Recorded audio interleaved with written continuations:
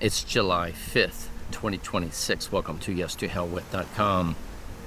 The American Republic is not restored in Washington. For generations, Americans have believed that if we could just elect the right president, if we could elect the right governors, if we could just send better men and women to Congress, then somehow the Republic would be restored. But after decades of elections, after thousands of new laws, after countless promises, are we more free or less? The uncomfortable truth is that we have been trying to repair the Republic from the wrong end. The American Republic was never designed to be restored from the top down. It was designed to live from the bottom up.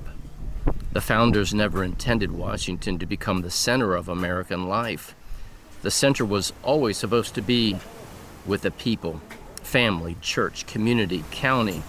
That is where liberty lives.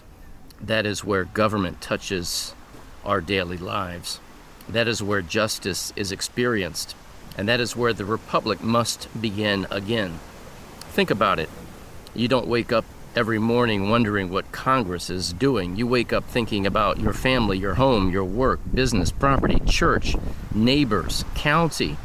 That is real life. The Constitution was written to protect that life, not to replace it. Somewhere along the way, we began believing that freedom comes from Washington. It does not. Freedom existed before Washington. It existed before the Constitution and before government itself. Government was created because free people needed a limited institution to preserve justice, not to manage every aspect of life. That is why the remedy begins with the county. Not because counties are more important than states, but because counties are where constitutional government becomes real. A constitutional sheriff, common law court, a governor supporting constitutional counties, a people governing themselves. That is the architecture of a constitutional republic. The republic is not rebuilt by another election. It is rebuilt one county at a time, one constitutional officer, one constitutional institution, and one generation at a time. The American Republic will not be restored in Washington.